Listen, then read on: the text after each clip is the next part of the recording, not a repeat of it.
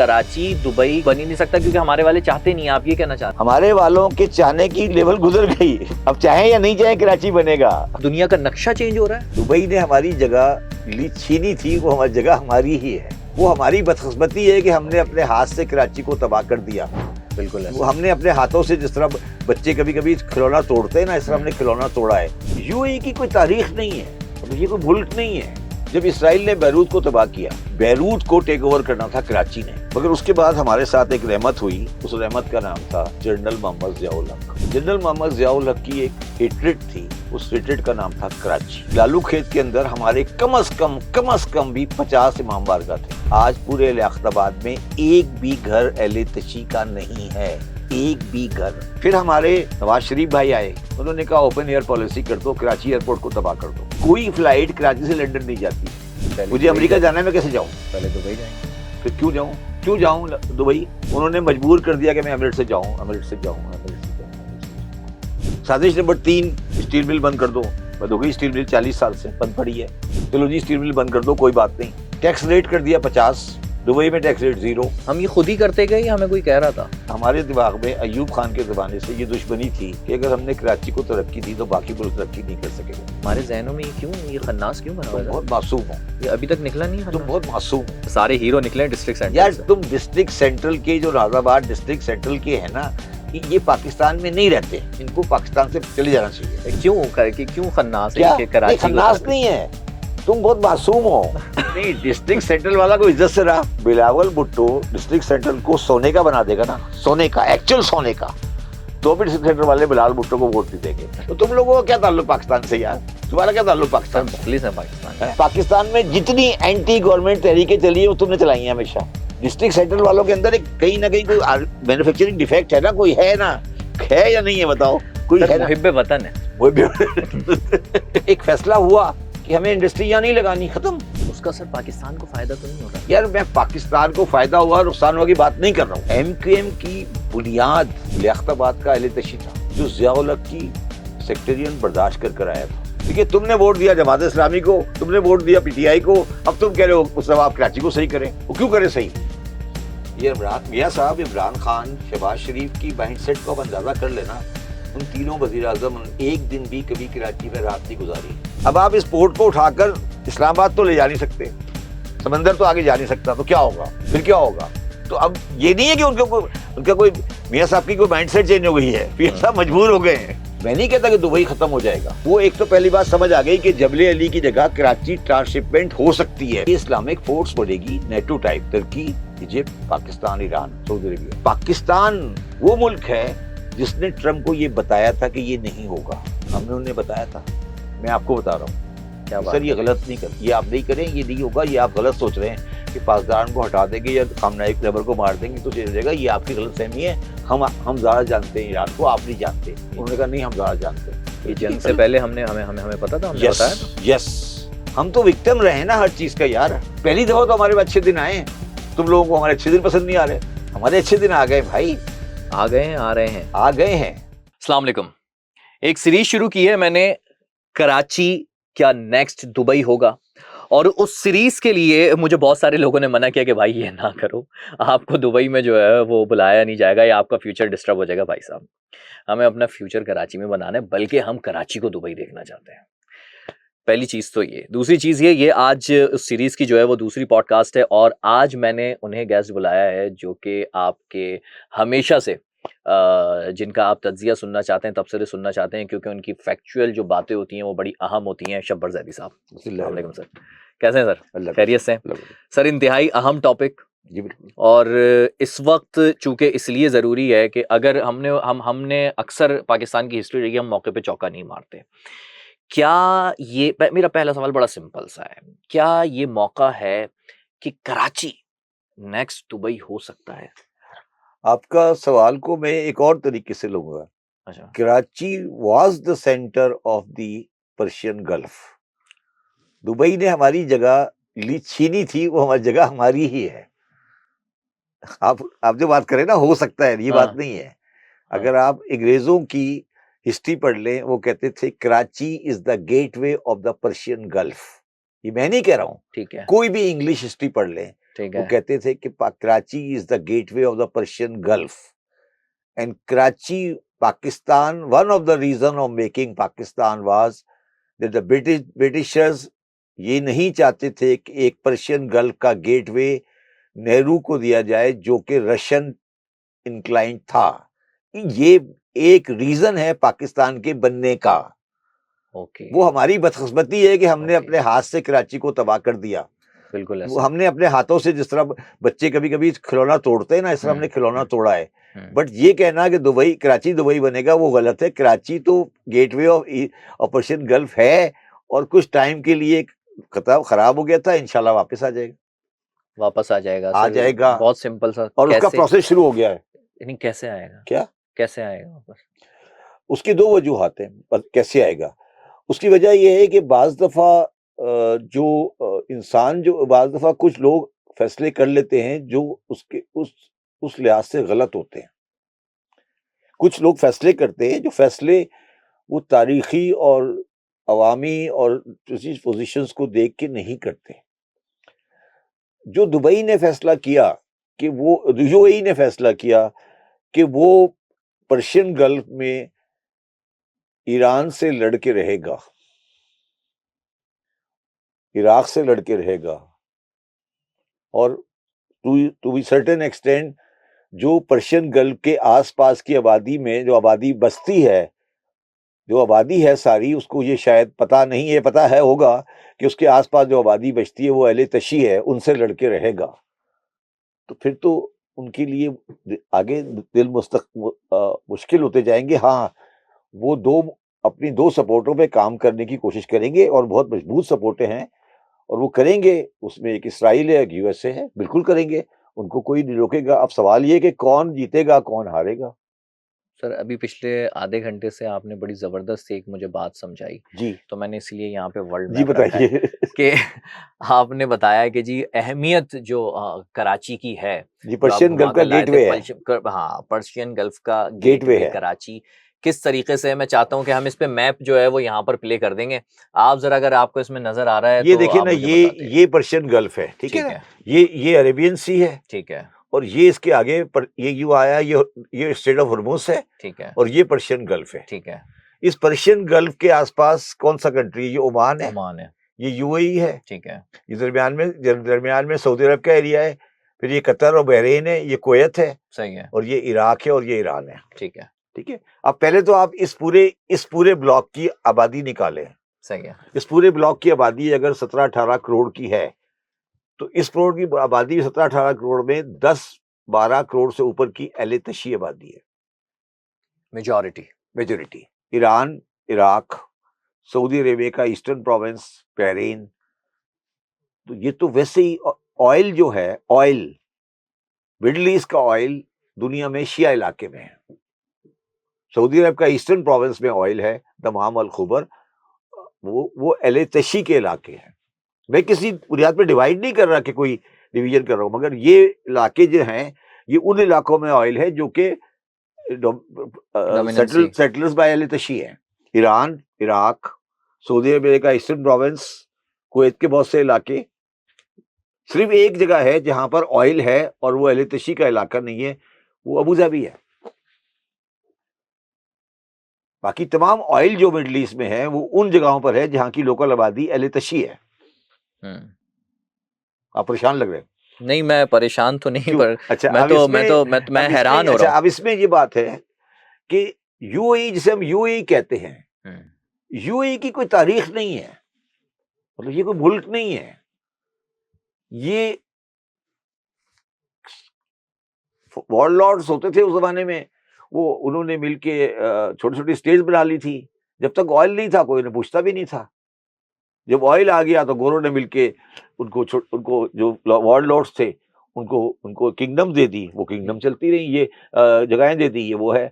उसके बाद एक बंदा पर्सी कॉक्स आया, उसने सऊदी अरेबिया और यूएई का बॉर्डर बना दिया। ठीक है। और आज भी मेरा अपना ख्याल है, जहाँ तक मुझे एग्जैक्टली याद नहीं है, मगर एग्जैक्टली शायद ये करेक्ट हो कि सऊदी अरेबिया और यूएई में बॉर्डर डिस्प्यूट अभी तक चल रहा था। सर, आपने एक ट्वीट किया था 1892 1892 की, हाँ, कि 1892 की मैंने नक्शा दिया था। हाँ, पायरेट इसी का नक्शा है ये। सर, ये इसको कहते हैं कज़ाक होते थे। Pirate coast. आप देख ले, मैंने नहीं, हाँ। मेरा नक्शा बनाया हुआ नहीं है ये हाँ। मैंने नहीं बनाया है। हाँ। ये दुनिया में आप गूगल में जाए ना, मैंने थोड़ी बनाया है, ये मैंने बनाया नहीं, तो नक्शा। ये कौन थे पायरेट्स? ये सारे जो बैठे हैं बराबर बराबर, इनका ओरिजिनल काम क्या था? ये लिखा, यूएई ये क्या लिखा है उसमें? यूएई की पट्टी पर ये? आप पढ़े ना, क्या कौन सी आबादियां सारी है, पढ़ ले दूर से क्या लिखा हुआ है। हाँ, सारी जो है वो इसमें, जो शारजा की है, उम्मुल कोइन है, ये पूरी यूएई मैं की ये पट्टी नहीं है। कह रहा कि ये लोग पायरेट्स है, मगर ये इलाका पायरेट्स कोस्ट कहलाता था इन 1892। और जहाज के करीब से नहीं गुजरते थे, उधर उस साइड, ईरान साइड से गुजरते थे।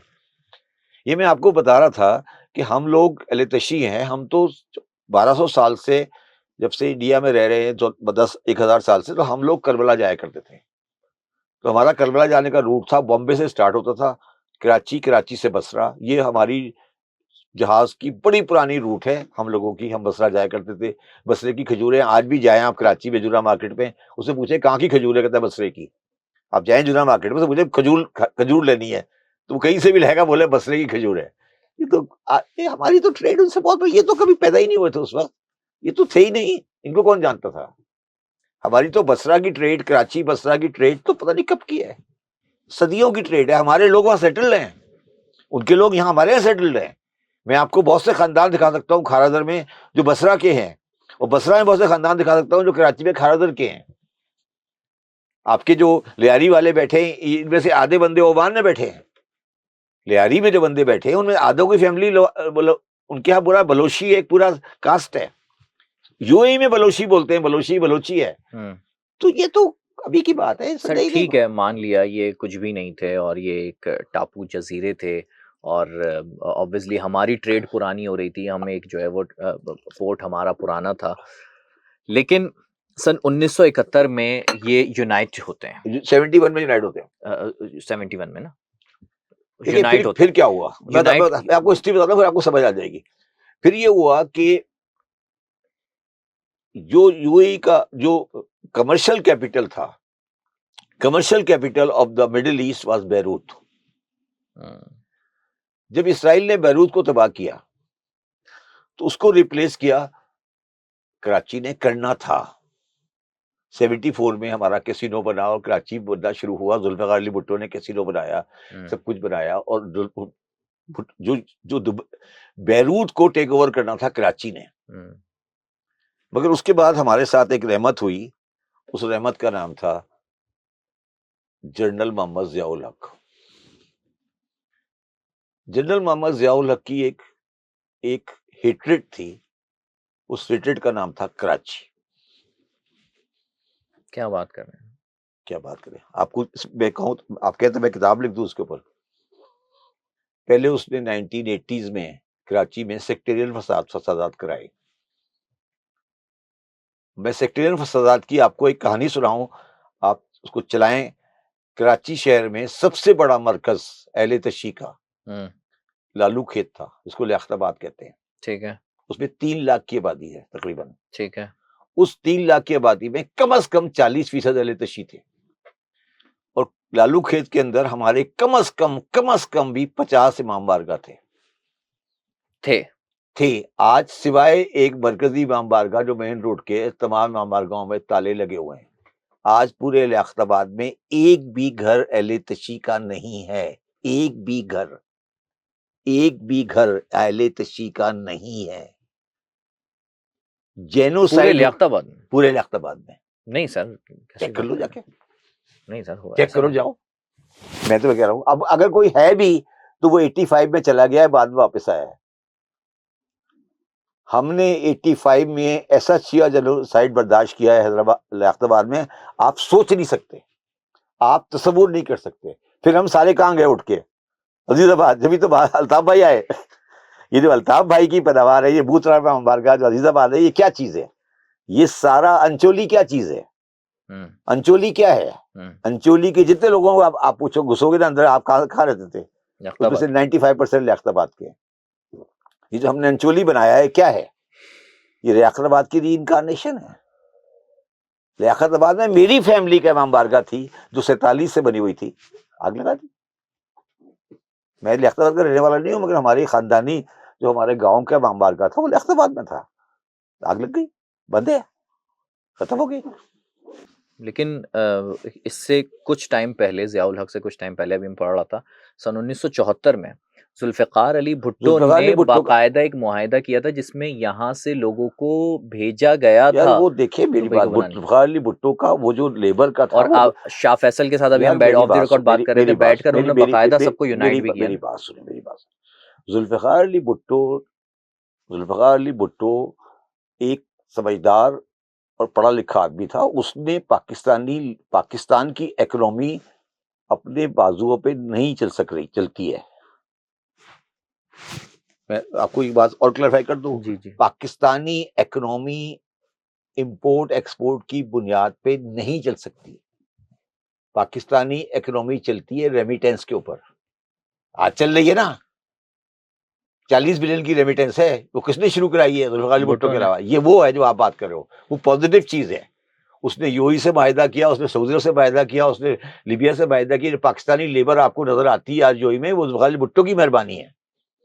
उसने सारा काम पॉजिटिव किया, नेगेटिव काम कोई नहीं किया। नहीं सर, अगर उस टाइम पे, जिस टाइम ये प्रोडक्ट, ह्यूमन प्रोडक्ट भेजने का फैसला हुआ, ह्यूमन प्रोडक्ट अगर बेचने की बात नहीं अग, है, अग, आप अग, समझने की कोशिश सर करें। मेरा सवाल। देखिए मेरी बात सुने, आपके ख्याल में खाने काबा जाओ, आप मस्जिद नबवी जाओ, वो जो तुम्हें शुरते नजर आ रहे होते हैं उनमें से 80% सराइकी हैं। कभी अच्छा, जाके बात करके देख रहा हूँ उससे। क्या बात कर रहे हैं सर? यार आप कपड़े लगते हैं ना, 2 दफा उनको एक दफा पढ़ के गाली दो, तो अगली गाली वो आपको पाकिस्तानी में देगा। मैं तो कह रहा हूँ, मेरा हमारा वास्ता पड़ रहा है, आप लोगों को क्या पता भाई। वो आपको बेशुमारी सेकंड जनरेशन बैठी है वहां पे। ये 60s 70s के गए हुए यार। 70s के जाने का मतलब है 60 साल हो गए ना। ये सारे लोग। सर हम इंपोर्ट एक्सपोर्ट प्रोडक्ट की क्यों आप नहीं कर मुझे एक बात सकते? बताओ सर मिस्टर, प्रोडक्ट हम आप मुझे एक्सपोर्ट। बताओ, शाहिद खान अब्बासी के वालिद साहब खान अब्बासी का क्या काम था? हाँ, नहीं मुझे नहीं पता, व्हाट वाज हिज बिजनेस? मुझे नहीं पता how he became so rich? क्या था। He was recruitment agency. हाँ, बड़ा अच्छा काम था। What was the business of mister, ये जो था इमरान खान का था ना, क्या नाम था, बुखारी, क्या नाम, जुल्फी बुखारी। उसके पास क्या काम था? रिक्रूटमेंट, क्या नाम था, क्या क्या काम यही था? एजेंसी बाहर भेजना, किधर? दुबई। फिर वाजिद हुसैन बुखारी साहब की एजेंसी थी लीबिया के लिए, अच्छा, खान अब्बासी की एजेंसी थी सऊदी अरब के लिए।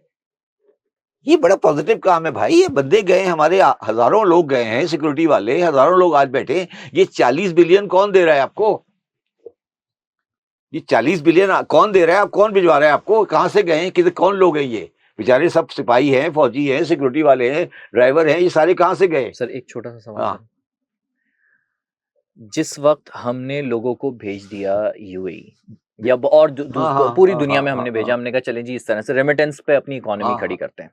आज खड़ी है। ठीक है ना, खड़ी हालत खस्ता है, लेकिन अभी उस पर आगे बात करते हैं। मैं सवाल करना चाह रहा हूँ हाँ ना, सवाल मिस हो जाएगा। जो हमने किया कि हमने लोगों को भेजकर अपने रेमिटेंस पर इकोनॉमी खड़ी की, लेकिन यूएई ने दुनिया भर से लोगों को बुलाकर और अपनी इकोनॉमी का जरिया दूसरे तरीके से बनाया, एक्सपोर्ट में बनाया, इंपोर्ट में अब मैं बनाया। यूएई पे आता हूँ। यूएई ने एक्सपोर्ट पे नहीं बनाया, मैं समझाता हूँ। यूएई ने अपनी इकोनॉमी कैसे खड़ी की? यूएई की इकोनॉमी की तरक्की को आप एक पलड़े में रखें और ईरान की सेक्शन को दूसरे पलड़े में रख लें।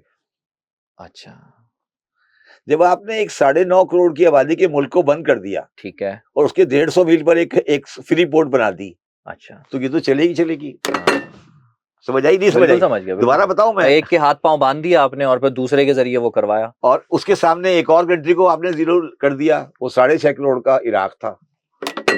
आपने 2 कंट्री जिनके अंदर 6.5 करोड़ और 8.5 करोड़ की आबादी थी, उन दोनों के हाथ पैर बांध दिए और सामने वाले दुकानदार को बोला तो सामान बेच। वो सामान बेचता रहा, उसे ऐशी लग गई, उसकी ऐशी लग गई। बुराई में नहीं कह रहा, अच्छाई में कह रहा हूं। आपने इस वाले दुकान वाले को बोला तुम सेल नहीं कर सकते। इराक में आपने कहा आपको सेल नहीं कर सकते, खत्म। पहले इराक पर सेक्शन लगी, फिर ईरान। 40 साल सेक्शन है ईरान पर, 40 साल से सेक्शन है ईरान पर। बिल्कुल सही है। वो कहां से खा रहे हैं, कहां से इंपोर्ट हो रही है, कहां से चीजें जा रही है? आपके ख्याल में कहां से जा रही है? यूएई से। तो फिर अगर ईरान डायरेक्ट खुल गया, हाँ, तो कौन अफेक्ट होगा? यूएई। फिर मैं तो तो मुझे कराची पोर्ट अगर इस्तेमाल होना अभी शुरू वे हो गया कराची में तो बाद में आते हैं ना। अच्छा अब तब भी तो यूएई इफेक्ट होगा ना। नहीं, अभी तो पहले आप समझे ना, यूएई आप कह रहे हैं यूएई को। अच्छा, दूसरी यूएई ने क्या कहा, यूएई ने फिर जो मैं ज़िया उल हक की बात कर रहा था, फिर हमारे नवाज शरीफ भाई आए, उन्होंने कहा ओपन एयर पॉलिसी कर दो, कराची एयरपोर्ट को तबाह कर दो। अच्छा, तो पीआईए की ऐसी की तैसी फेर दी। बिल्कुल सही है। ठीक है, किसके खाते पे, किसके खाते पर? यूएई, एमिरेट्स के खाते पर। एमिरेट्स। कोई फ्लाइट कराची से लंदन नहीं जाती। मुझे लंदन जाना होता है, मैं कैसे जाऊं? पहले मुझे यूएई अमेरिका जाते, जाना है, मैं कैसे जाऊं? पहले दुबई जाएंगे। फिर क्यों जाऊं, क्यों जाऊं दुबई?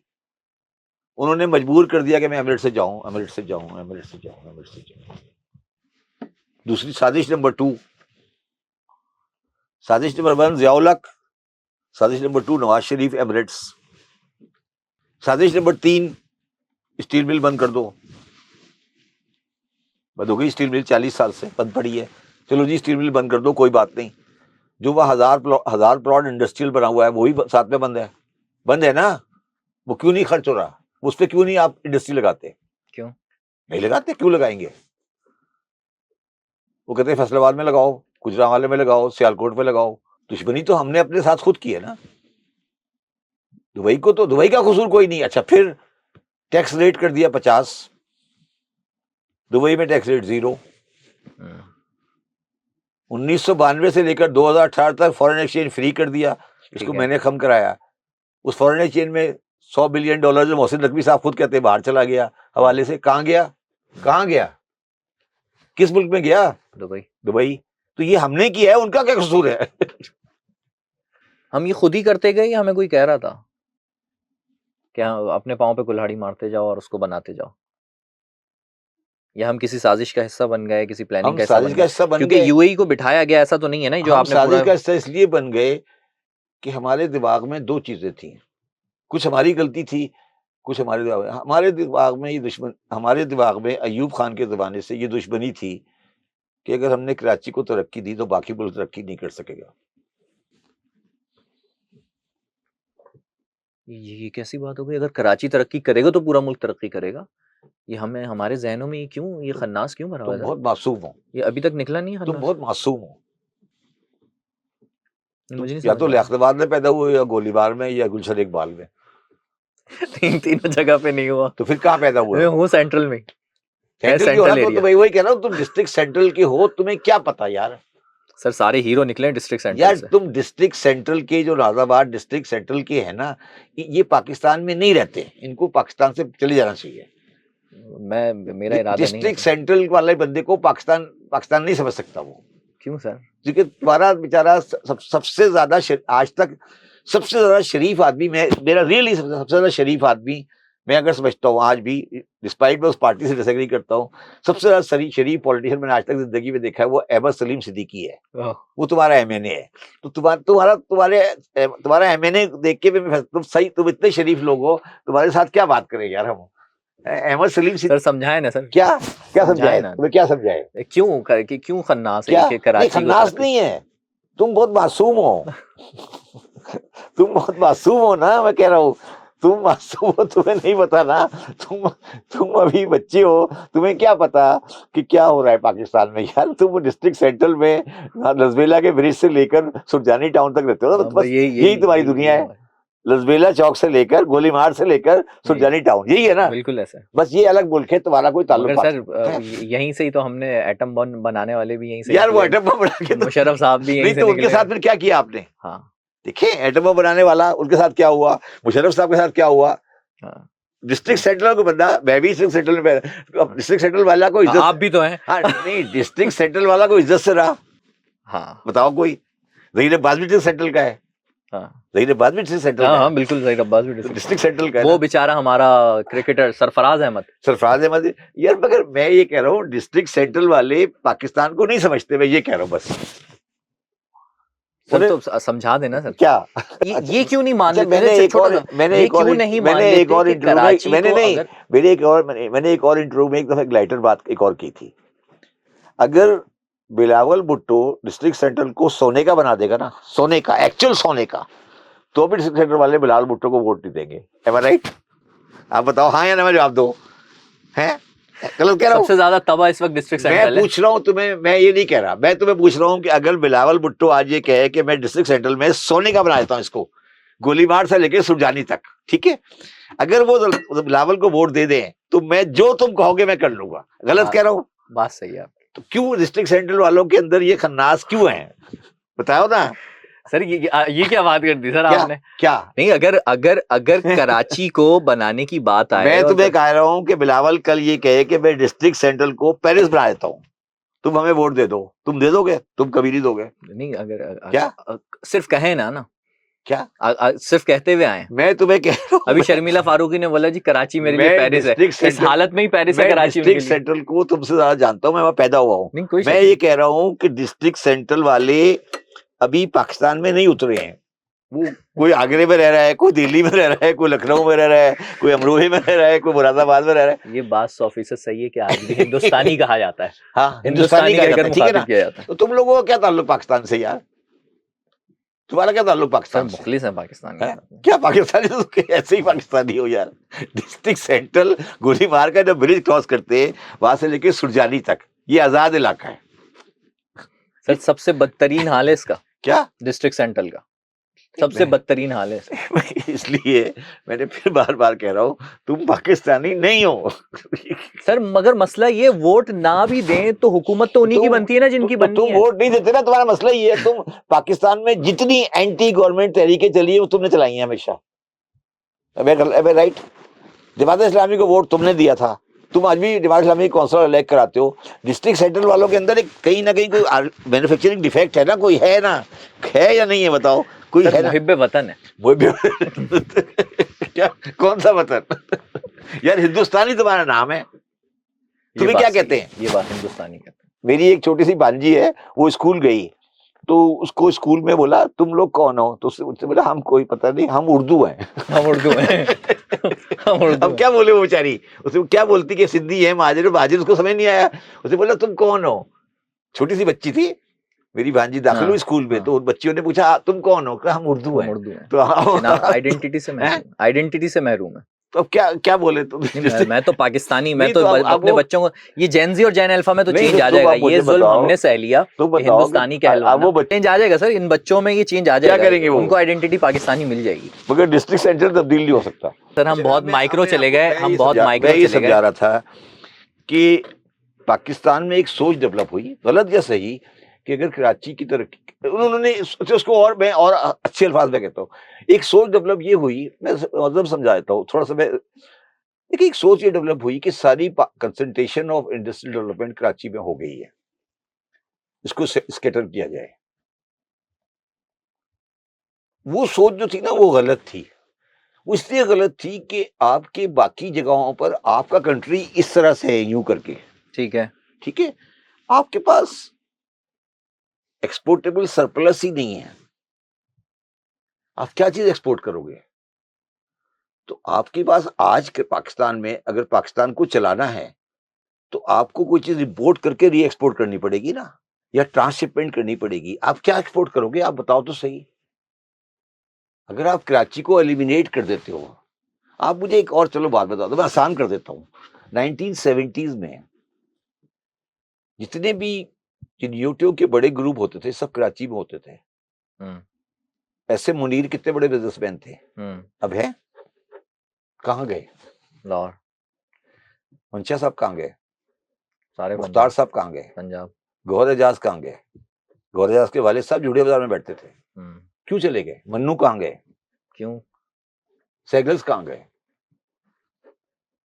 बताए ना, मैं बुराई में नहीं सर कह रहा। पंजाब को तरक्की मैं बुराई में नहीं कह रहा, मैं समझाने की कोशिश कर रहा हूँ कि एक फैसला हुआ कि हमें इंडस्ट्री यहाँ नहीं लगानी, खत्म। उसका सर पाकिस्तान को फायदा तो नहीं हो रहा यार मैं पाकिस्तान को फायदा हुआ नुकसान हुआ की बात नहीं कर रहा हूँ, मैं तुमसे पूछ रहा हूँ, ये रियलिटी की बात कर रहा हूँ। फायदा नुकसान बाद में देखेंगे ना। और फिर हमारे भाइयों के भाई आ गए जो सेक्रेटेरिएट की बुनियाद पर आए थे, वो सेक्रेटेरिएट की बुनियाद पर आए थे। मैं आपको समझाने की कोशिश ये कर रहा हूं। नहीं नहीं नहीं नहीं नहीं नहीं नहीं, एमक्यूएम की बुनियाद लियाकताबाद का अहले तशी था। जो ज़िया-उल हक की सेक्टेरियन बर्दाश्त कर आया था।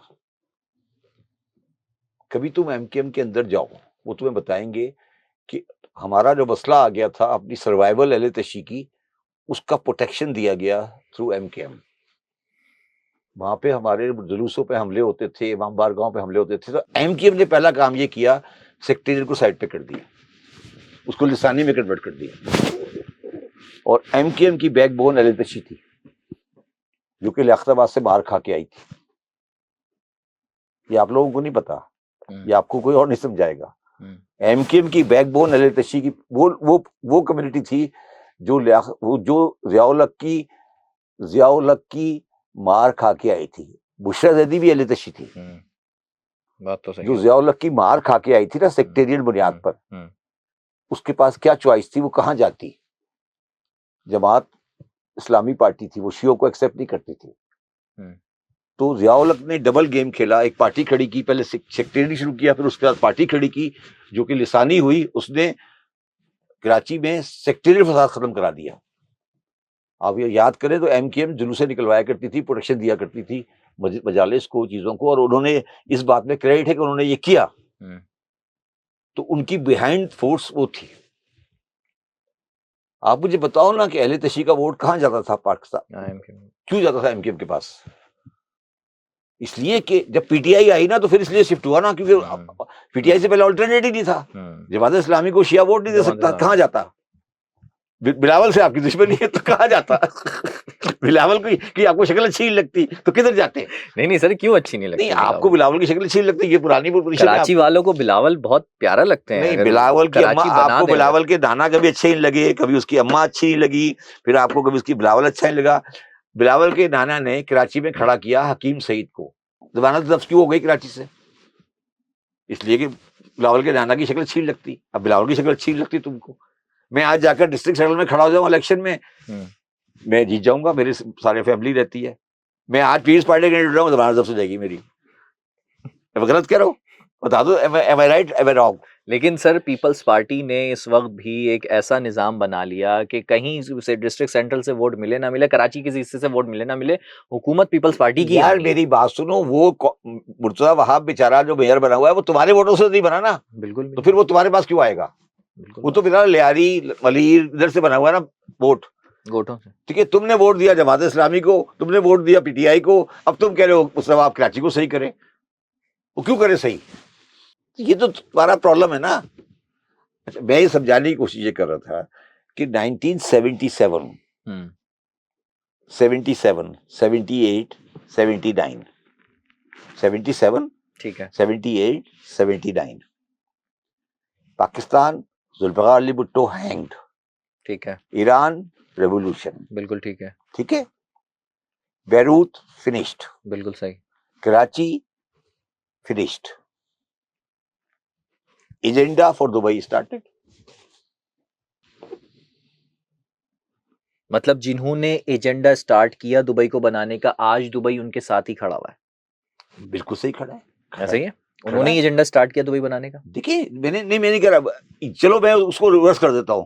ये जो चीजें मैंने बनाई, भुट्टो हैंग्ड, भुट्टो साहब हैंग्ड, ईरानी रेवोल्यूशन, और बैरूत तबाह हो गया, ठीक है, ठीक है, यासिर अरफात तबाह हो गया जी, ठीक है, ये 3-4 चीजें हो गई जी। इसके बाद कराची तबाह हो गया, कराची में आपने एमकेएम खड़ी कर दी और सेक्टेरियन करा दिया, ठीक है ना। तो अब पूरा कारोबार कहां जाए? ईरान को सैंक्शन लग गई, भुट्टो कराची तबाह हो गया, भुट्टो साहब की फांसी हो गई, शेख जैद बिन बीसीसीआई तबाह हो गया, खत्म हो गया। ये सब को बिजनेस मिल गया। दुबई नहीं, बिजनेस नहीं मिला, Dubai became the only place in the earth जहां पे। अच्छा, अब इसमें मैं आपको एक और चीज बताऊं। देखो, जो एयर ट्रेवल होता है ना, उसमें कोई शरीफ आदमी 6 घंटे से लंबी फ्लाइट नहीं लेता। तो दुबई तकरीबन हर जगह से, कराची और दुबई हर जगह से 6, 7, 8 घंटे की फ्लाइट है, या मैक्सिमम 10 घंटे की फ्लाइट है। ये सेंटर ऑफ एयर स्पेस है from the east and west. Karachi, not Dubai. Karachi नहीं, दुबई नहीं है, कराची है, कराची सेंटर। कराची का एयरपोर्ट पहला एयरपोर्ट है इंडो पाक में। मगर हम उसको इस्तेमाल नहीं कर सकते। नहीं, हम इस्तेमाल करते थे। कोई एयरलाइन दुनिया की ऐसी नहीं थी जो कराची नहीं आती थी। कोई एयरलाइन ऐसी नहीं है जो पाकिस्तान आती है, सिवाय अरबी बोलने वालों के। हमने क्यों बंद कराई? कैसे बंद हो गई सारी एयरलाइन? एक एयरलाइन नहीं आती अब, हमने बंद कराई है। क्यों सर? क्योंकि मियाँ साहब को एवरेस्ट पसंद है, मियाँ साहब को दोहा पसंद है। यार मियाँ साहब का ये मियाँ साहब, इमरान खान, शहबाज शरीफ की माइंडसेट को आप अंदाजा कर लेना। उन तीनों वजीर आजमों ने एक दिन भी कभी कराची में रात नहीं गुजारी है। रियलिटी है, गलत कह रहा हूँ? मेरा प्राइम मिनिस्टर था, मैं उसकी कैबिनेट में था, उसके टीम में था इमरान खान को, उसने एक दिन भी कराची में नहीं गुजारा। शहबाज शरीफ साहब आज 3-3.5 साल से प्राइम मिनिस्टर हैं, उन्होंने एक रात कराची में नहीं गुजारी। इमरान खान, नवाज शरीफ साहब 3 दफा प्राइम मिनिस्टर रहे, उन्होंने एक रात कराची में नहीं गुजारी। उन्होंने 2 आदमी कराची में लेकर आए, जुबैर और मिफ्ता, दोनों को धक्के मार के निकाल दिया। निकाला? बिल्कुल। क्यों निकाल दिया? तुझसे पूछ रहा हूँ, क्यों निकाल दिया? मुझे नहीं पता क्यों निकाल दिया। और बाकी किसी को आज तक नहीं निकाला पीएमएलएन से। कितने लोग निकाले गए पीएमएलएन से? नहीं, कराची का तो कोई नहीं, पाकिस्तान भर में कौन निकाला, कौन गया? नहीं, कोई भी नहीं, सिवाय जुबैर की और मिफ्ता के। बिल्कुल नहीं। क्यों निकाला? क्यों? कराची इंटरेस्ट रखते थे कराची को तरक्की देने के लिए। कोई भी बंदा कराची की बात करेगा तो उन्हें पसंद नहीं आएगी। अब निहाल हाशमी साहब है, मेरे बहुत करीबी दोस्त हैं, अब देखते हैं उनका क्या बनता है बेचारे का। उन्होंने कभी कराची की तरक्की की बात की है? मुझे कौन कैसे करेंगे? काउंसलर तो है नहीं आपका, क्या करेंगी यार? कैसे तरक्की करेंगे यार? सोचे ना, पॉलिटिकल बेस क्या है? आज पीएमएलएन के वोट पे बंदा खड़ा हो जाएगा, 100 वोट मिलेंगे उसको। अगर कोई बंदा आज पीएमएलएन के टिकट पे खड़ा हो जाएगा कराची में इलेक्शन, 100 वोट मिलेंगे ना उसको, 200 मिल जाएंगे। बातें मुझे ये समझकर 200 मिल जाएंगे और क्या होगा? आपकी बातों से मैं ये समझ रहा हूँ कि हमने जिस तरह पॉडकास्ट शुरू की थी कि जी कराची जो है वो नेक्स्ट दुबई बन जाएगा, आपने कहा जी कराची पहले से ही, मतलब दुबई ने छीना है हमारा, हमसे छीना है। तो अब हम वापस कराची दुबई का या एक तरक्की याफ्ता मुल्क बन ही नहीं सकता, क्योंकि हमारे वाले चाहते नहीं। आप ये कहना चाहते? नहीं, अब हमारे वालों के नहीं, हमारे वालों के चाहने की लेवल गुजर गई। अब चाहे या नहीं चाहे कराची बनेगा, समझे नहीं?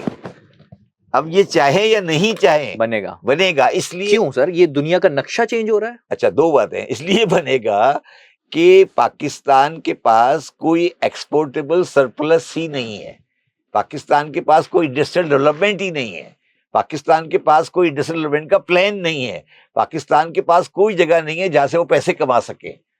तो अब पाकिस्तान को चलाना तो है ना, सिवाय स्पोर्ट के और सिवाय इंपोर्ट एंड रीप्रोसेसिंग इंडस्ट्री। तो वो तो मजबूरन, अब आप इस पोर्ट को उठाकर इस्लामाबाद तो ले जा नहीं सकते, समंदर तो आगे जा नहीं सकता, तो क्या होगा? फिर क्या होगा? तो अब ये नहीं है कि उनका कोई मियाँ साहब की कोई माइंडसेट चेंज हो गई है, मियाँ साहब मजबूर हो गए हैं, यही करना है, यही बचा है। नहीं, बचा क्या है? चॉइस ही नहीं है। 70 साल बाद समझ आ रहा है सर? नहीं, 70 साल बाद नहीं, 74 के बाद समझ आ रहा है। नहीं, एक्चुअली देखो, बात सुनो, शुरू में देखे, बात सुने। हम खेल रहे थे क्रिकेट का मैच, देखिए ना, पहले 2 टीमें खेल रही थी, एक टीम में उर्दू और पंजाबी थे, पठान चौकीदार था बेचारा, ठीक है।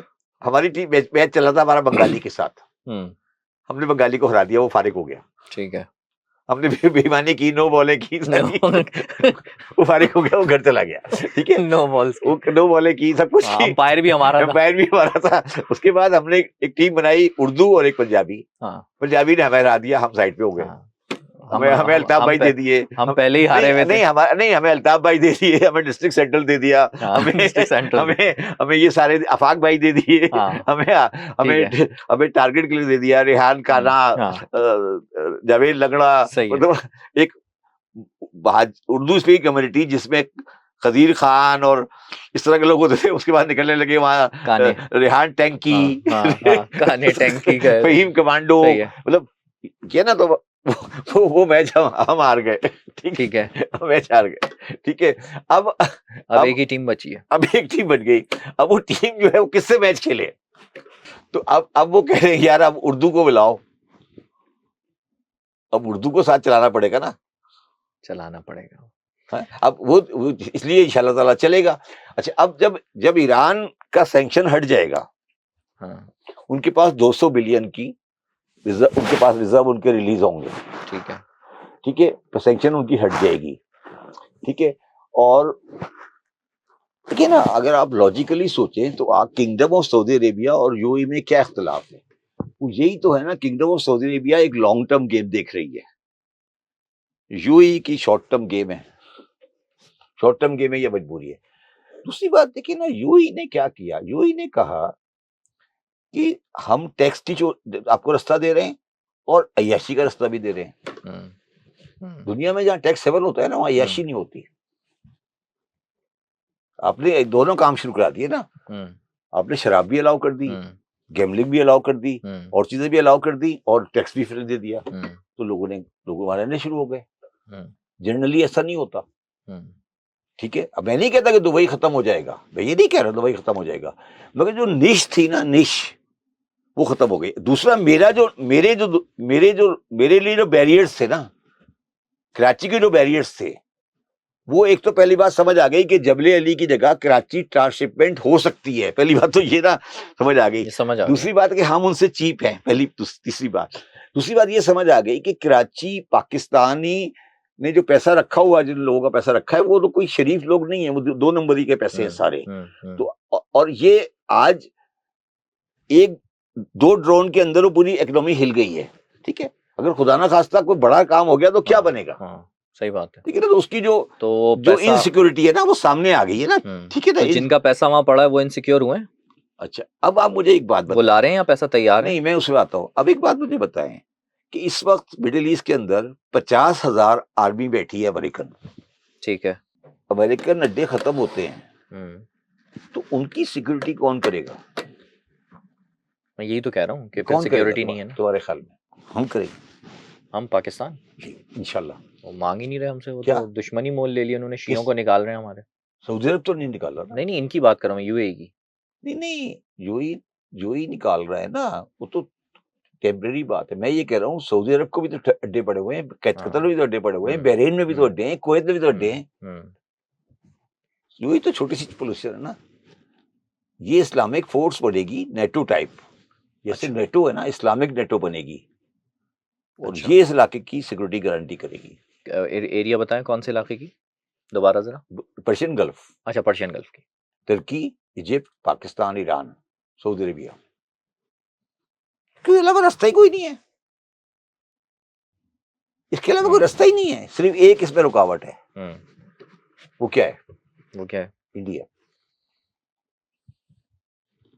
क्यों इंडिया, क्यों रुकावट? इंडिया कभी नहीं चाहेगा कि पाकिस्तान डोमिनेट करे पर्शियन गल्फ। किस तरह रुकावट पैदा कर सकता है इंडिया? यूएई के थ्रू। उनका नेक्सस है ना, रॉ, मोसाद और यूएई। नहीं, रॉ, मोसाद और यस, जी, वो उनका नेक्सस है। ठीक है, उनकी राइट है, कोई उनको रोकता नहीं है। लेकिन इस वक्त तो बेबस है यूएई और इंडिया भी। क्या इस वक्त तो बेबस है यूएई? नहीं, आपको लग रहा है क्या बेबस है? उनके पास है तो सही। ये आपको लग नहीं ना कि ये एक फ्रस्ट्रेशन का आलम है कि वो अपने, उन्होंने जो है वो तंग आकर पाकिस्तानी शियों को ही निकालना शुरू कर दिया। जाओ मेरी बात सुनो। देखो, मोसाद तो रियलिटी तो है ना, बिल्कुल यूएई भी रियलिटी है, रॉ भी रियलिटी है। तो हम ये समझ रहे हैं कि बिल्कुल वो जीरो पर आ गए, ये गलत है ना। अच्छा, जंग तो लड़नी पड़ेगी ना हमें उनसे।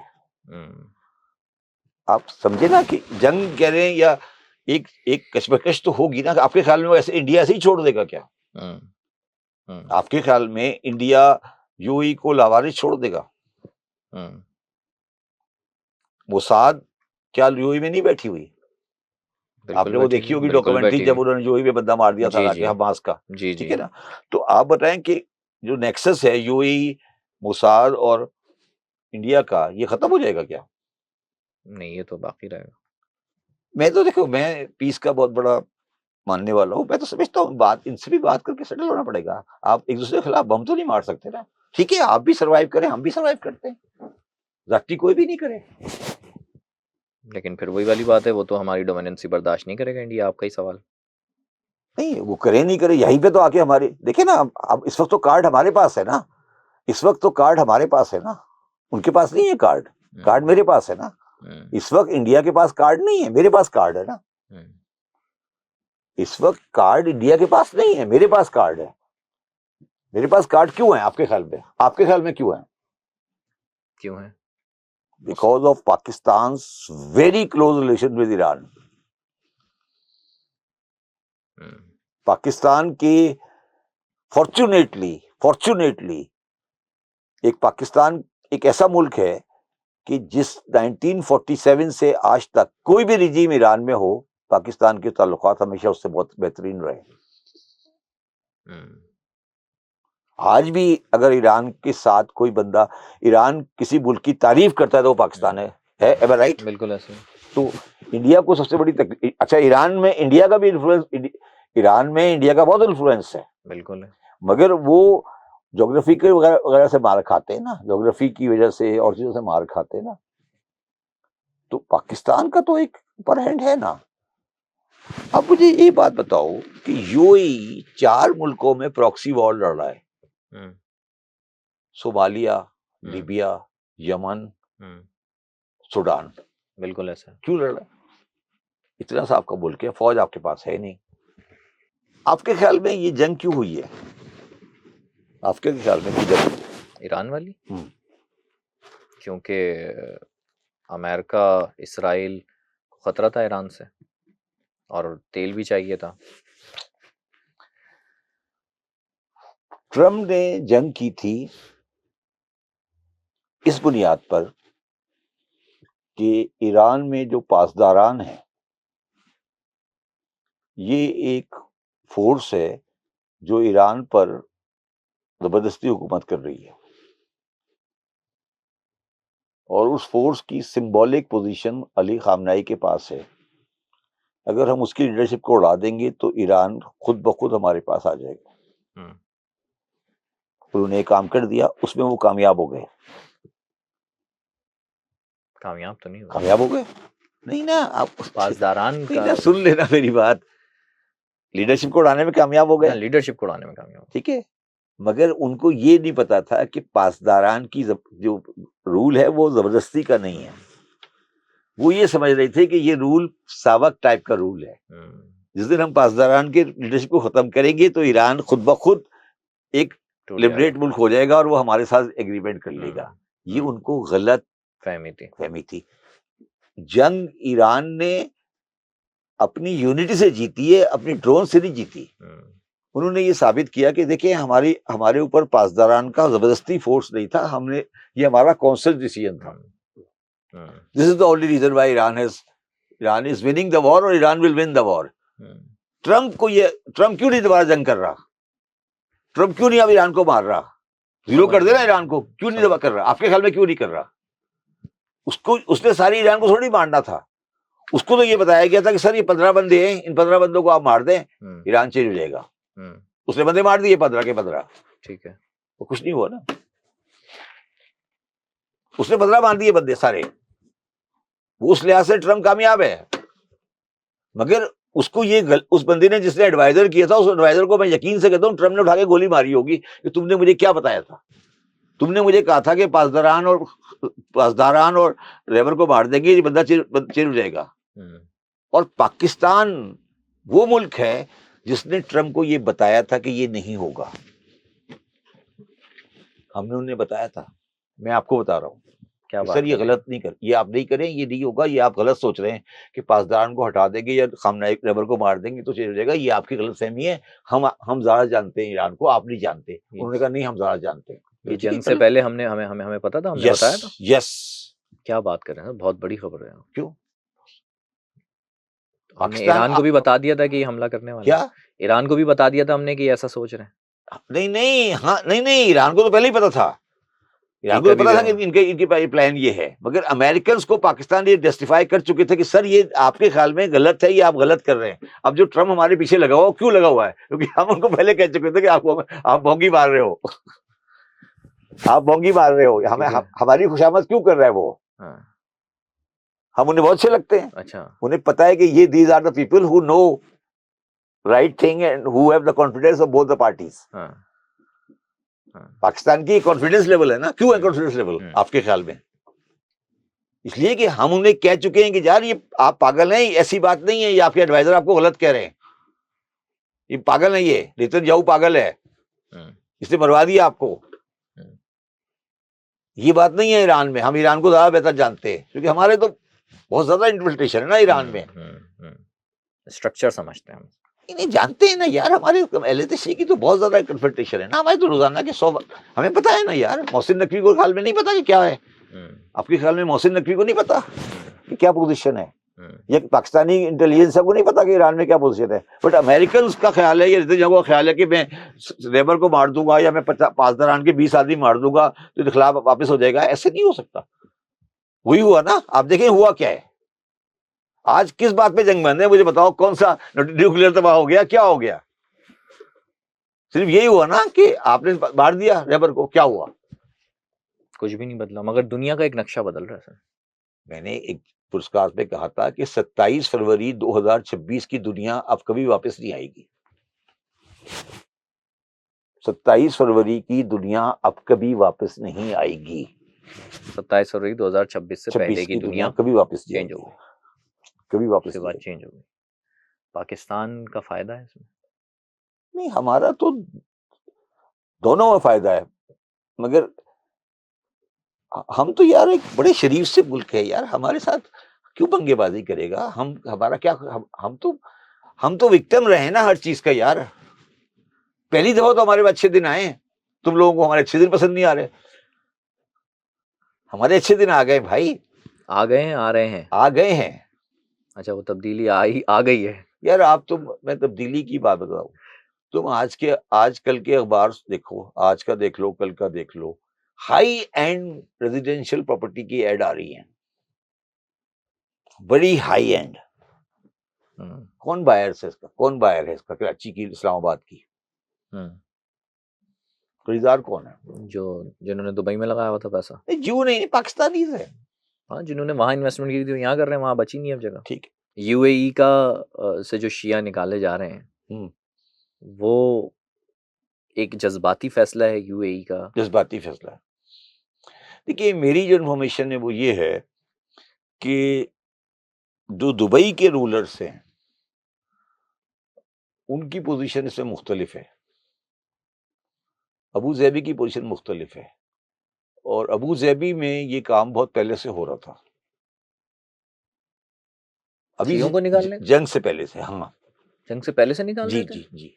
नहीं, तो नफरत तो अभी उनकी हमारी बढ़ नहीं गई नहीं ना यार। नहीं नहीं नहीं नहीं यार, वो एक कभी मैं आपके साथ अलग प्रोग्राम करूंगा, वो अरब शिया और नॉन अरब शिया, इसका कोई ताल्लुक ईरान से नहीं है।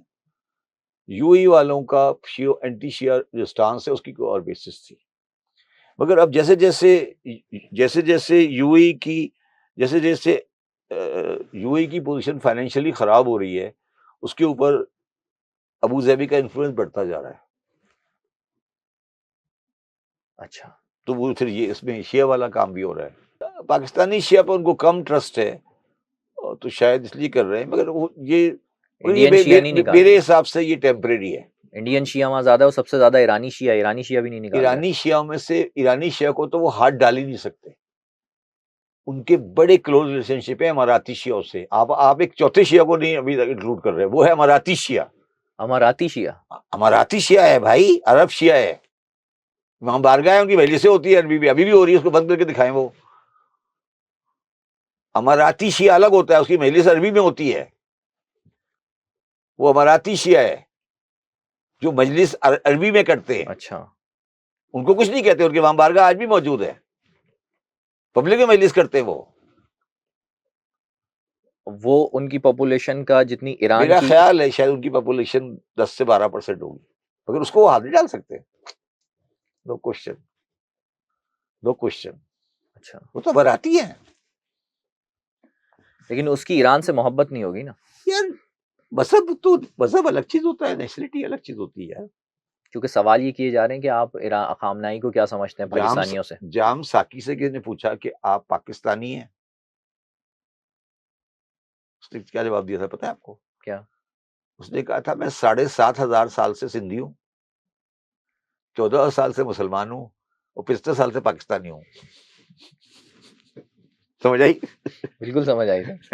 ठीक है, बिल्कुल समझ गए। तो आप क्या कह रहे हैं, वो अरबी है यार, उनका क्या ताल्लुक है, उनका क्या ताल्लुक है ईरान के साथ, वो ईरानी है, अरबी है भाई, वो पहले अरबी है, दे आर फर्स्टली अरबिक, अच्छा then they are Emirati, then they are Shia, अच्छा they are not firstly Shia. अच्छा मैं पहले पाकिस्तानी हूँ, फिर मैं शिया हूँ। नहीं, फिर मैं उर्दू स्पीकिंग हूँ, अच्छा फिर मैं शिया हूँ, तीसरी कैटेगरी है ना मेरी। हाँ पहले मैं पाकिस्तानी हूँ, हाँ नेशनलिटी मेरी पाकिस्तानी, स- फिर मैं हाँ उर्दू स्पीकिंग हूँ पाकिस्तान में, हाँ। फिर मैं उसके अंदर नीचे जाके अली तशी हूँ। हमारे सारे शिया ऐसे ही सोचते हैं, सारे 100%, ऐसे ही सोचते हैं जो आप कह रहे हैं। सिवाय पाकिस्तान में मैं, क्योंकि शिया कम्युनिटी में हूँ, मैं इसका कराची की इसका प्रेसिडेंट भी रह चुका हूँ, शियों की 99% लोग इस तरह सोचते हैं जिस तरह मैं कह रहा हूँ आपको, अच्छा 99%। बड़ी अच्छी बात है ऐसा सोचते हैं। कुछ सवाल ही पैदा नहीं होता, कुछ सोचे, सोच ही नहीं सकता। और मैंने आपके एक और किसी और प्रोग्राम में कहा था, मैं 1400 साल से शिया हूँ, 1400 साल से शिया है। ठीक है, और ईरानी 400 साल से शिया है। समझ आई क्या कह रहा हूं मैं? ईरानी शाह अब्बास सफवी के जमाने में शिया हुए हैं, पहले ये सुन्नी थे, कन्वर्टेड है। कन्वर्टेड है। मैं 1400 साल से सैयद हूं, मैं शिया ही हूं, कभी मैं सुन्नी था ही नहीं।